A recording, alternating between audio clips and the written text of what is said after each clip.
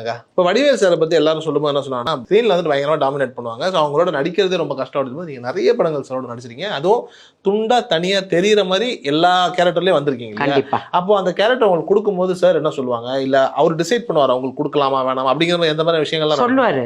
இப்ப நான் அவரை பார்க்க போனா கூட, அன்னைக்கு அவர் சூட்ல இருந்தாருன்னா அவரை பார்க்க போனேன்னா, ஏய் வந்துட்டா சுமதிக்கு அந்த சீனை கொடு அப்படின்னு சொல்லுவாரு. அப்படி எத்தனையோ படம் பண்ணியிருக்கேன் அவர் கூட. இந்த கண்ணும் படம் வந்து இவர் இறந்துட்டாரு, மாரிமுத்து சார். அவர் தான் டைரக்ஷன். சும்மா யதார்த்தமா நாங்கள் ஒரு 4-5 பேர் இந்த மாதிரி வடிவேல் காமெடி அப்படின்னு சொன்னாங்க.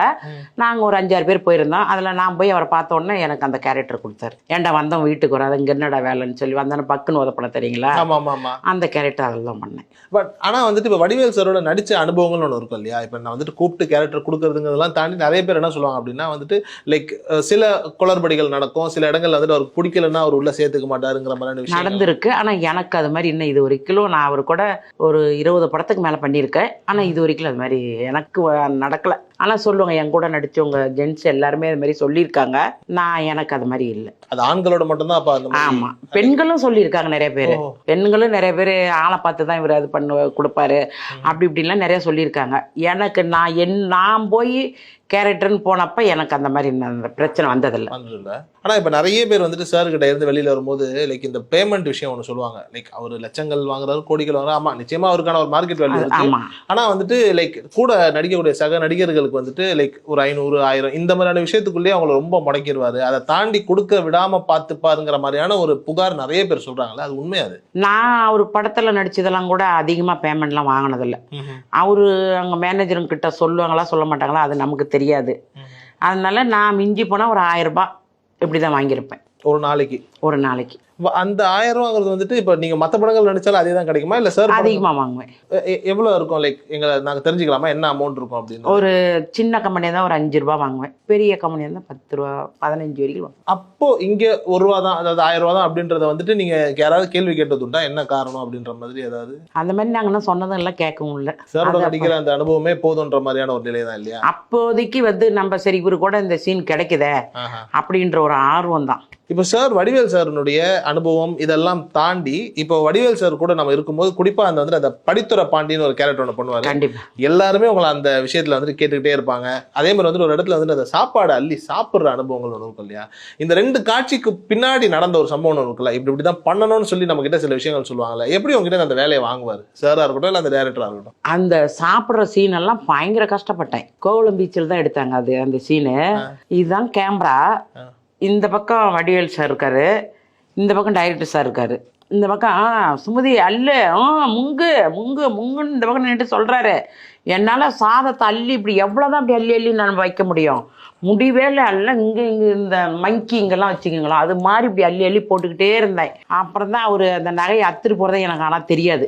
அந்த மாதிரி நேச்சுரலாக அள்ளி சாப்பிட்டதுனால அவருக்கு அந்த சீனை ரொம்ப பிடிச்சிது. அது ஒரிஜினல் பிரியாணி தான் அது? ஆமாம், புளியோதரை முட்டை மட்டும் வச்சிருந்தாங்க முன்னாடி. இல்லை வச்சிருந்தது வந்து பிரியாணி வந்தால் கூட சாப்பிட்ருக்கலாம்ல. பிரியாணினாலும் விற்கும் இல்லைங்களா, எதுனாலும் விற்க தானே செய்யும். சிரமம் தான் இல்லை, அது ரொம்ப கஷ்டப்பட்டேன். சரி, இதே மாதிரி வந்துட்டு அந்த இன்னொரு காட்சி நான் கேட்டேன் இல்லையா, அந்த படித்துறை பாண்டி எல்லாம் வந்து ஒரு நாள் ஷூட்டுன்னு தான் சொல்லி காரைக்குடி போயிருந்தோம். அப்புறம் அதான கேரக்டர் சொல்லி தான் கூப்பிட்டு இருந்தாங்க. அப்புறம் போயிருந்தப்ப அன்னைக்கு அந்த சீன் முதல் நாள் எடுக்க முடியல, 2வது நாள் அந்த சீன் பண்ணோம். அந்த சீன் கரெக்டாக பண்ணோம். ஒரு வாட்டி ஃபர்ஸ்ட்ல சங்கர் வந்து முன்னாடி விழுந்துறாப்புல. அப்புறம் அந்த அவனை அடிச்சு விரட்டி ஏன்டா வண்டி அங்கிருந்து இங்கே ஏன்டா விழுந்த அப்படின்னு சொல்லி மிரட்டிட்டு நம்ம 2வது விழுப்புல. அப்பயும் ரொம்ப தூரத்தை தான் விழுப்புல. அப்புறம் நான் அதுக்குள்ள ஓடி நான் கத்தி இது பண்ணி கலாட்டா பண்ணி, அப்போ பட்டித்தோரை என்ன 50 ரூபா கொடுக்குறேன், ஒரு கோயிலுக்குள்ளே போயிருந்தேன்னா குளிச்சு நான் கூட வரும் தெரியுமில்ல அப்படி அவர் சொல்லுவார். அப்போ அமௌண்ட் அதிகமாக கேட்டால் வண்டி பெருசாக இருக்கும் பரவாயில்லையா அப்படின்னு. ஒரு என்ன வண்டி அப்படின்னு கேட்போம். ரயிலுங்கும் ஓடும் அந்த சந்து, ரொம்ப சாக்கடை சந்து ஓடும் நாங்கள் பாட்டுக்கு.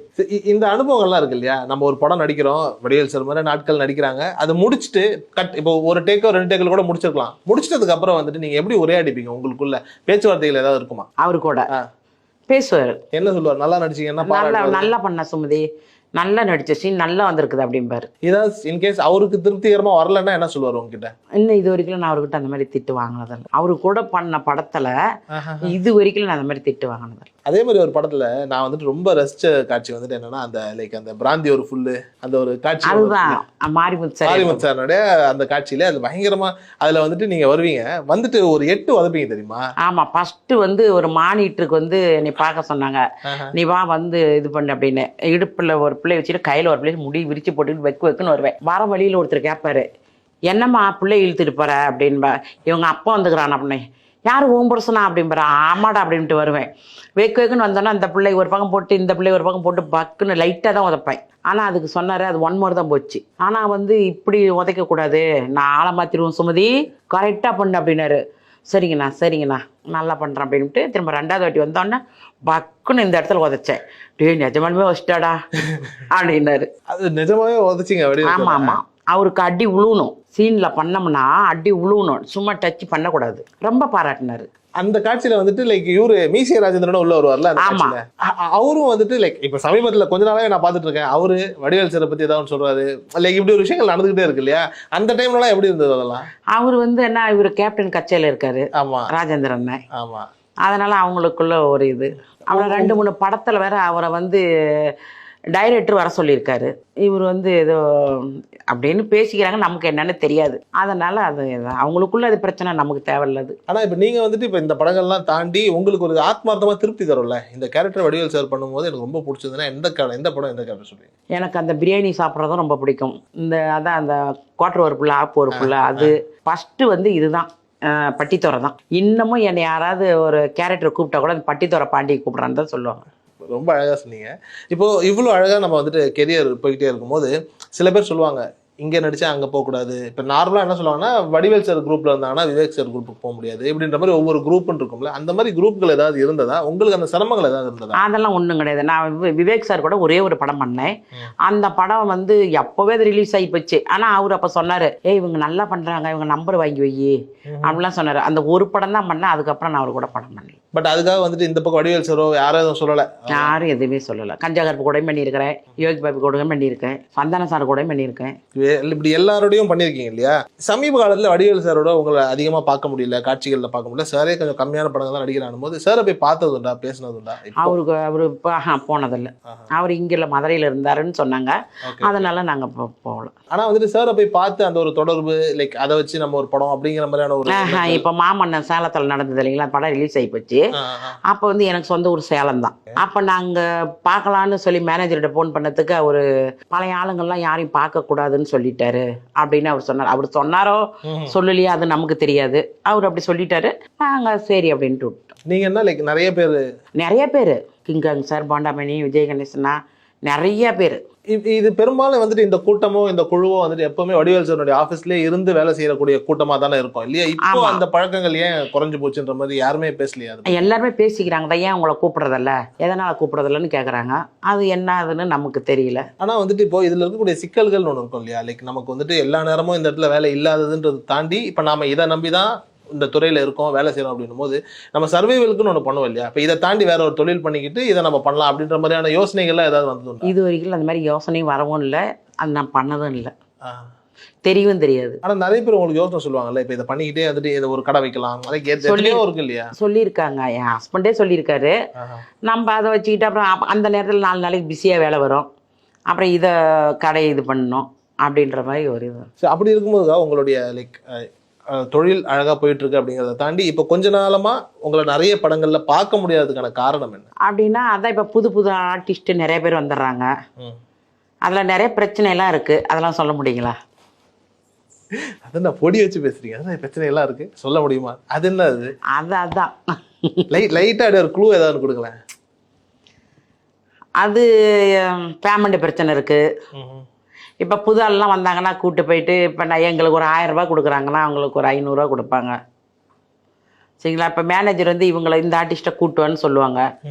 ஏஜென்ட்டுக்கு வந்து என்ன பண்ணுவாங்க, இல்லை அவங்க அங்கே இருக்கிறாங்க இங்கே இருக்கிறாங்க, இவங்கள தான் கூப்பிட்டு வருவோம், இவங்க நல்லா நடிப்பாங்கன்னா இவங்களை கூப்பிட்டு போயிட்டு 1000 ரூபா 500 ரூபா கொடுப்பாங்க. அந்த மாதிரி நம்ம கொடுக்க முடியுமா? நம்ம கட்டணம் கேட்போம். இந்த மாதிரியான சிக்கல்கள் ஏதாவது நீங்கள் வந்து ஹேண்டில் நிறைய நடந்திருக்கு. அவங்ககிட்ட போய் கேட்பீங்களா நீங்கள்? என்ன அதெல்லாம் கேட்க மாட்டோம் நாங்கள். இல்லை நீங்கள் இவ்வளோ போல்டாக இருக்கீங்களே, பார்க்கும்போது 4 பேர் அடிச்சிடுன்ற மாதிரி நீங்கள் பேசுகிறீங்களே அப்படின்னும் போது நான் கேட்டுக்க மாட்டேன். அவங்கவுங்க பாவத்தை அவங்கவுங்க அனுப்பிக்கிட்டோம். பாவம் அந்த சாபம் வரைக்கும் வந்துட்டு ஒன்றுதான். டைரக்டா சபிச்சு நம்ம வந்து யாரையும் நம்ம கெடுக்க நினைக்கல. சரிங்களா? நாம வந்து எல்லாம் 4 பேரும் நல்லா இருக்கணும், நாமளும் நல்லா இருக்கணும். எடுக்கிறவன் ஆனா நாசமா போனோங்கிறத சொல்லாம அப்படின்னு நான் சொல்லல, சொல்றேன். இவங்களுக்குன்னு கடவுள் வந்து இவங்களுக்கு எழுதியிருப்பாரு. சரி, தெரியுங்களா? இன்னைக்கு நான் இங்க வந்து உட்காந்து நான் பேசுறேன் அப்படின்னா அந்த வடிவேலு காமெடியில வந்ததுனாலதான் நான் இங்க வந்து உட்காந்து பேசுறேன். இல்லைன்னா நான் வந்திருக்க முடியுமா? அப்படின்னும் போது வந்துட்டு நீங்க எதையுமே வந்து சரி ஓகே பரவாயில்ல அப்படின்ற மாதிரி விட்டுற ஒரு குணம் இல்லையா? ஆனா நான் பெரும்பாலும் வந்துட்டு இந்த மாதிரி வந்துட்டு ஒரு வாட்ட சாட்டமா லைக் மொட்டத்தனமா தெரியுவாங்க எல்லாமே எப்படி இருக்காங்க, பரவாயில்லப்பா விடுப்பா அப்படின்ற மாதிரியே இருக்கீங்களே, என்ன காரணம் அது? அது அப்படி சின்னதுல இருந்து அப்படி பழகிடுச்சு. இல்ல நான் இது எப்படின்னா நான் வந்துட்டு ஏன் இதை சொல்றேன்னா நிறைய பேர் வந்துட்டு பார்க்கும்போது ரொம்ப பூனை மாதிரி இருப்பாங்க, ஆனா பேச அவங்க மாதிரி பாய ஆரம்பிச்சிருவாங்க. அவங்க கிட்ட ரொம்ப வேலை இருக்கும், நீங்க பார்க்கறதுக்கு டரரா இருக்கீங்க, இப்படி பேசுறீங்களா அப்படின்றீங்க. அப்படிங்க எந்த இடத்துல வேலை காமிக்கணுமோ அந்த இடத்துல காமிப்போம். அது மாதிரி ஏதாவது அடிச்சிருக்கீங்களா? அதெல்லாம் நிறைய நடந்திருக்கு. ஒரு சுவாரஸ்யமான சம்பவம் சொல்லுங்க. இல்ல சீரியஸா ரொம்ப அழகா இருக்கு எனக்கு. இல்ல உண்மையிலே இது வரைக்கும் ஒரு பெண் அடிச்சு நான் பார்த்தது இல்ல, அடிக்க வேணாம் அந்த சம்பவம் நிறைய பிரச்சனை நடக்கும். எந்த மாதிரியான சம்பவங்கள் நடக்கும்? பசங்க இந்த மாதிரி இந்த ரொம்ப கிரௌட போட்டாங்கன்னா அவங்க எல்லாம் இந்த வெளியாளுங்களை கூட்டிகிட்டு வந்து இது பண்ணுவாங்க. இதெல்லாம் நடந்தது ஒரு 10 வருஷத்துக்கு முன்ன. அதெல்லாம் அது ரஜினி சார் சொல்ற மாதிரி, அதெல்லாம் இளமை காலத்துல. ஆமா, அப்ப வந்து அவங்க எல்லாம் ரொம்ப அராஜகம் பண்ணுவாங்க பசங்க வந்து. ஆர்டிஸ்ட்டை பார்க்கணும், அதை பார்க்கணும், அப்படி இப்படி விஜய் ரசிகர் நிறைய ரசிகர் இருப்பாங்க. நம்மளும் அந்த மாதிரி தேடி வந்தவங்க தான் இல்லைன்னு. விஜய் படத்துல சொல்றீங்க, விஜய் ரசிகர்கள் மாதிரி. அந்த மாதிரி இருக்கல பசங்கள்லாம் அந்த சாப்பாடுக்கெல்லாம் ரொம்ப கஷ்டப்படுவானுங்க. அவங்களும் சொல்லி பிரயோஜனம் இல்லை, அவங்களும் அந்த சாப்பாடுக்கு தானே வராங்க. அதனால் முன்ன ஏறி விழுந்துட்டு வந்து ரொம்ப பிரச்சனை பண்ணுவாங்க. அப்புறம் சாயந்தரத்தில் இந்த பஸ்ஸுக்கு வர்றதுக்கு அதுக்கு இதுக்கெல்லாம் ரொம்ப சண்டை போடுவானுங்க. அதெல்லாம் பார்த்து அப்புறம் நாங்கள்லாம் பிள்ளைங்களை மிரட்டுவோம் ரொம்ப. எப்படி மிரட்டிங்க? கொஞ்சம் மிரட்டி கேட்டுங்க. நான் மிரட்டின கேமராமேன் அரண்டுவாரு. இவரு பயப்பட மாட்டாருங்க, இவர் நல்லா தைரியமான ஆள் தான். லைட்டா மிரட்டுங்க எங்களுக்காக.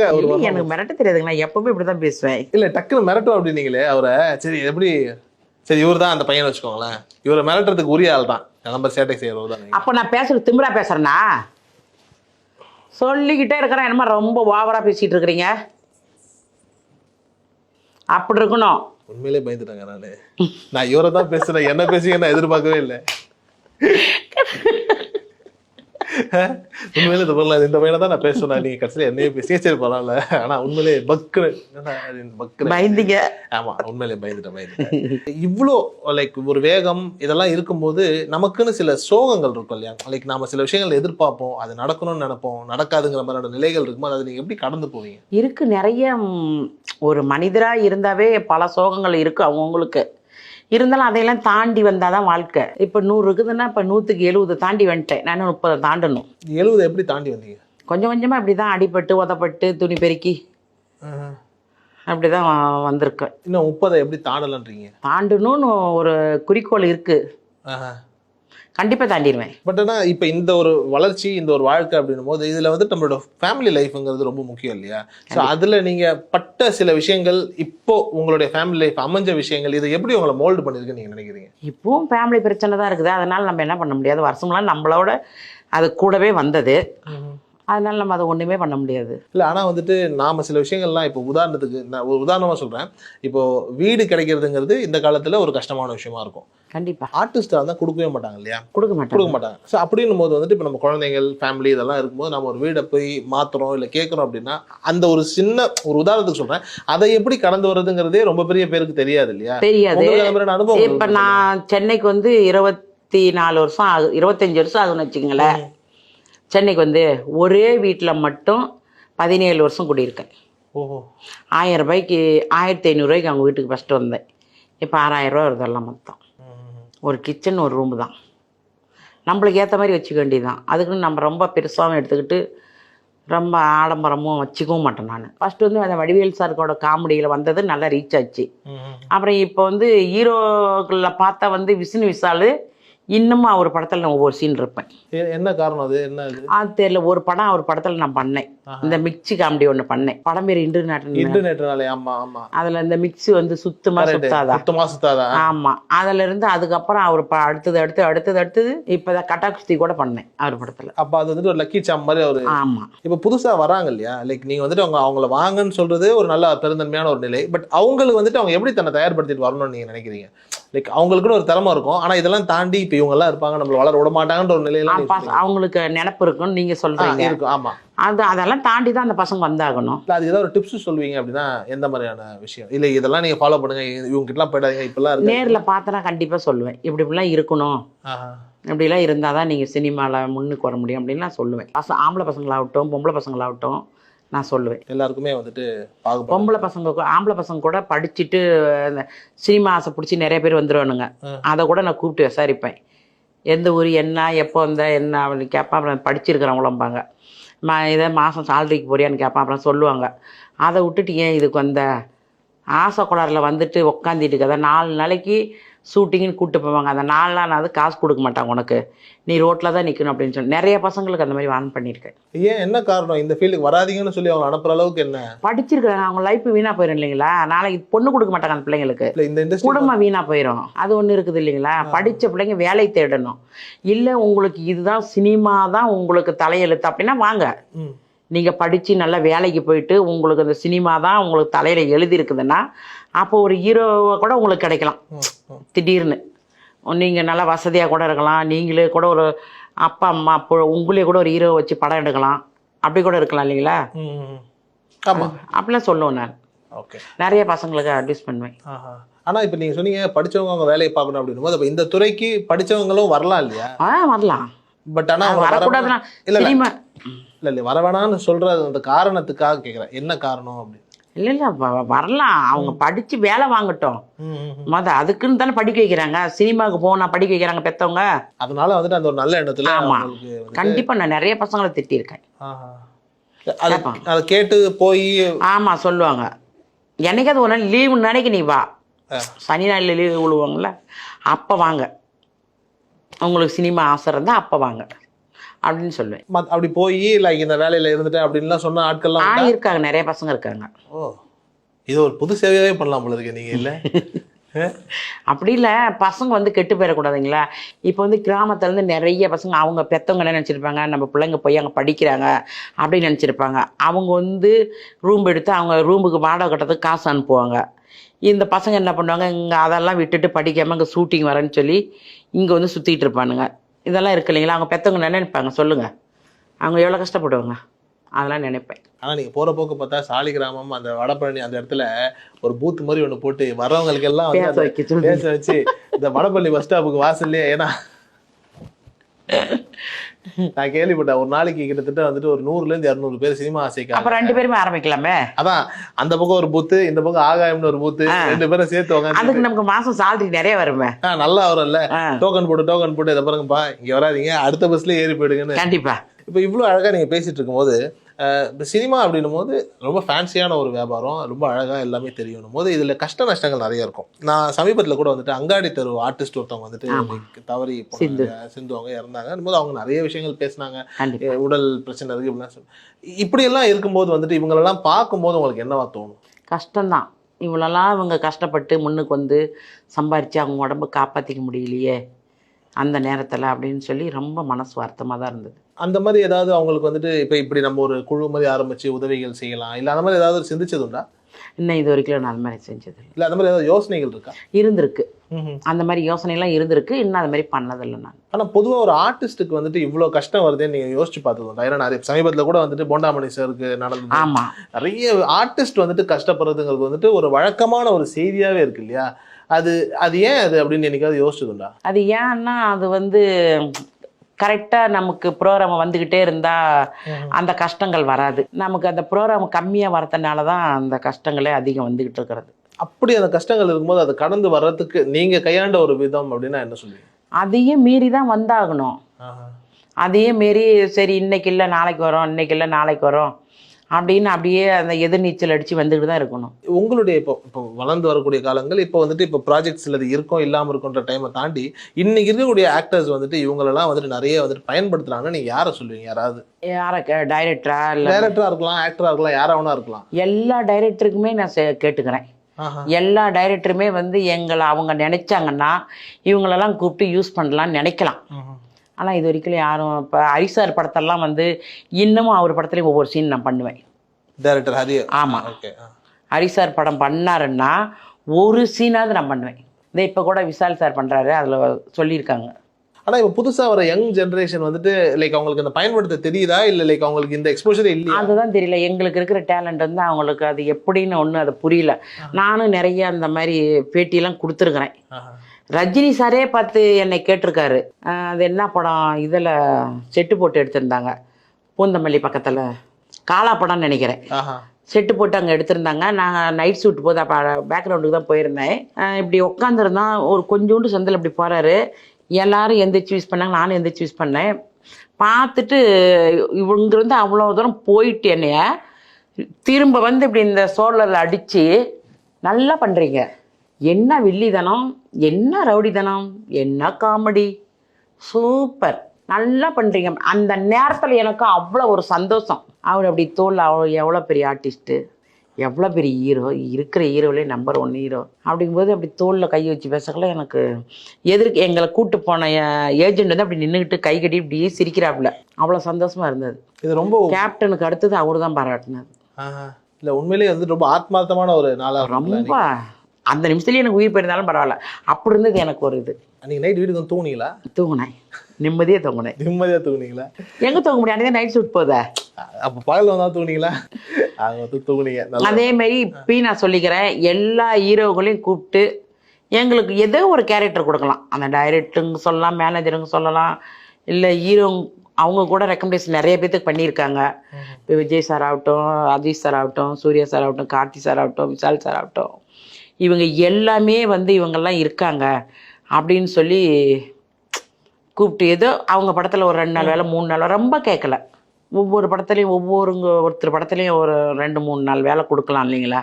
ஆனால் எங்களை ஏன்னு தெரியல கூப்பிட மாட்டாங்கன்னா, என்னன்னு தெரியல.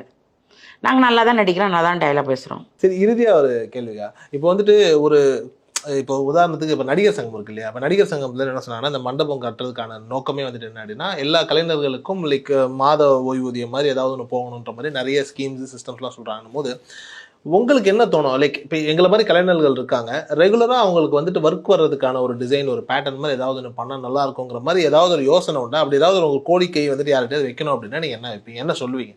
ஒரு ரெகுலராக ஒரு நீங்கள் சொல்கிறீங்களா மாதத்துக்கு 30 நாள் எனக்கு வேலை தேவையில்லை, 10 நாள் இருந்தப்போ இப்படி ஒரு சிந்தனை இருக்கு இல்லையா? இப்போ இப்படி ஒரு ஃப்ளோ வர்றதுக்கு இங்கே என்ன பண்ணால் நல்லாயிருக்கும்னு நீங்கள் ஒரு கோரிக்கையை வச்சா என்ன வைப்பீங்க? கோரிக்கை என்ன, நடிகர் சங்கத்தில் வந்து மொத்தத்துக்கு வந்து நம்பர்ஸுங்களுக்கு வேலை கொடுங்க, வெளியாளுங்களை போடாதீங்க. நம்பர்ஸுங்களுக்கு இப்போ வேலை கொடுத்ததுக்கு போக அப்புறம் என்ன வெளியாளுங்களை போடுங்க.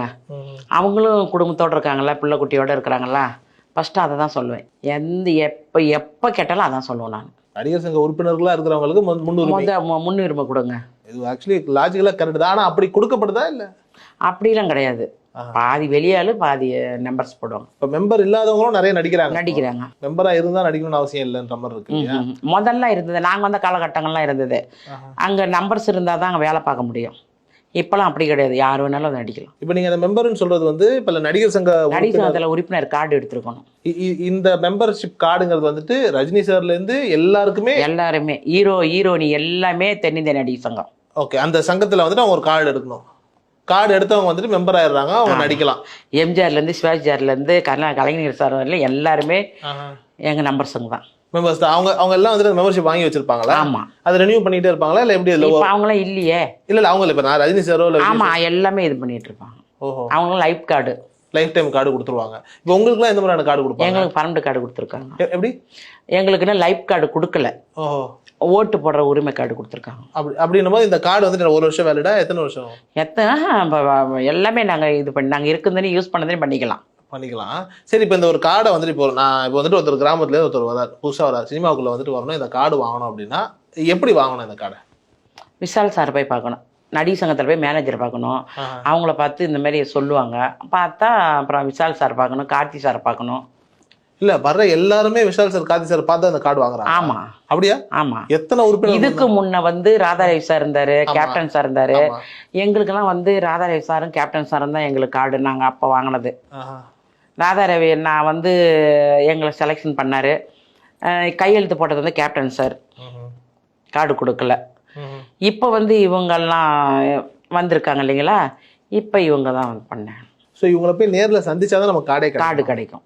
எத்தனை உறுப்பினர்கள்? ஆமாம். ஆர்டிஸ்ட் ஜூனியர் ஆர்டிஸ்ட் எந்த ஆர்டிஸ்ட்? ஆர்டிஸ்ட்டுக்கு அவங்களுக்கு தன்னால் ஃபோனில் போகணும்ல. ஆர்டிஸ்ட் இந்த மாதிரி எனக்கு வேணும் அப்படி கார்டு, இப்போ என்ன மாதிரி ஒரு கேரக்டர் ரோல் பண்ணுறாங்க அப்படின்னா எனக்கு நான் இப்போ இந்த மாதிரி பண்ணுறேன் எனக்கு கார்டு வேணும்னா அவங்க போட்டு கொடுத்துருவாங்க. அதுக்கு ஒன்றும் பிரச்சனை இல்லை. புதுசாக நம்பர் ஷிப் சேரணுன்னா தான் அந்த மாதிரி பண்ணணும். இப்போ யோகி பாபு சாரோட நடிச்ச அனுபவம் ஒன்று இருக்கும் இல்லையா, அந்த சுவாரஸ்யம் எப்படி இருந்தது உங்களுக்கு? யோகி பாபு சார் கூட நடித்ததெல்லாம் ரொம்ப அது ஒரு ஜாலி. அவர் இன்னமும் லொக்கேஷனுக்கு போயிட்டுன்னா ஜாலியாக அக்கா வாங்க உட்காருங்க அப்படின்னு தான் பேசுவார். அவரோட நடந்த சுவாரஸ்யமான சம்பவங்கள் ஏதாவது? சமூகம்னா நாங்களாம் கொரோனா டைமில் வேலையெல்லாம் ஒன்றும் இல்லை, அப்போலாம் நாங்கள் ஊரோடயே போயிட்டோம். வீட்டை பூட்டிட்டு வாடகை தானே வீடுங்கிறது தான், ஊரோடயே போயிட்டோம் நானே ஹஸ்பண்டும். அங்கே போனோடனே அப்புறம் ஃபோன் பண்ணி இது மாதிரி கேட்டார், என்னம்மா என்ன சுமதிக்கா பண்ணுறீங்க எது அப்படின்னு. இந்த மாதிரி இங்கே இருக்கிறோம் சார் அப்படின்னு. சரி உங்கள் அக்கௌண்ட் நம்பரை அனுப்புங்க அப்படின்னு 5000 பணம் அனுப்புனார். ரொம்ப நன்றி சார் அப்படின்னு சொன்னேன். ஓகே அப்புறம் சரிங்கக்கா நான் ஏதாவது ப்ரோக்ராம் தான் கண்டிப்பாக உங்களுக்கு நான் சொல்கிறேங்க்கா, என்னுடைய காம்பினேஷனில் வந்து நான் சொல்கிறேன் அப்படின்னு சொல்லிட்டு. ரொம்ப நல்ல விஷயம் இல்லை, ஒரு கஷ்டத்தை உணர்ந்து நம்ம ஒரு செய்கிறதுங்கிறது இல்லை. அதேமாரி சூரி சார் அப்படி தான் என்னை லொக்கேஷனில் பார்த்துட்டாலும் அதேமாரி தான் அவரும் அப்படியே தான் ஃபோன் பண்ணி இந்த மாதிரி கேட்டார். கொரோனா டைமில் இந்த மாதிரி தான் சார் நாங்கள் இங்கே வந்துட்டோம்னா அவரும் வந்து அதேமாதிரி 5 ரூபா போட்டு விட்டாரு. நரேன் சாரும் அப்படி தான். இன்னமும் ஒரு தீபாவளி ஒரு பொங்கல்னா அவங்க அக்கா தங்கச்சி மாதிரி எனக்கு உன் அக்கௌண்ட் நம்பர் அனுப்பு, நான் என் மேனேஜரை போட்டு விட சொல்கிறேன்னு சொல்லுவார். சுவாரஸ்யம் தான் இல்லை, ரொம்ப சுவாரஸ்யமான மனிதர்கள், அற்புதமான மனிதர்கள் நிறைய வாழ்க்கை இல்லையா. சரி இப்படி இருக்கக்கூடிய சம்பவத்தில் வந்துட்டு லைக் வடிவேலு சார் என்ன பண்ணாங்கன்னு தெரிஞ்சுக்கணும். நான் அவர்கிட்ட 1 ரூபா கூட ஷூட்டிங் போனப்போ அந்த ஷூட்டிங் இதெல்லாம் பேமெண்ட்டை வாங்கியிருக்கிறேன், அதெல்லாம் 1 ரூபா கூட நான் அந்த மாதிரியான ஒரு விஷயத்துக்குள்ளேயே போல சாரும் அப்படி ஒரு விஷயத்துக்குள்ளே வரல. ரொம்ப நன்றிங்க அவங்க நேரத்துக்கு, ரொம்ப அழகாக ரொம்ப அற்புதமாக பேசுங்க, நடுவில் கொஞ்சம் மிரட்டியும் காட்டினீங்க, ரொம்ப நல்லா இருந்தது. உங்கள் நேரத்துக்கும் உங்களுடைய பேச்சுக்கும் ரொம்ப நன்றிங்க. தேங்க்யூ.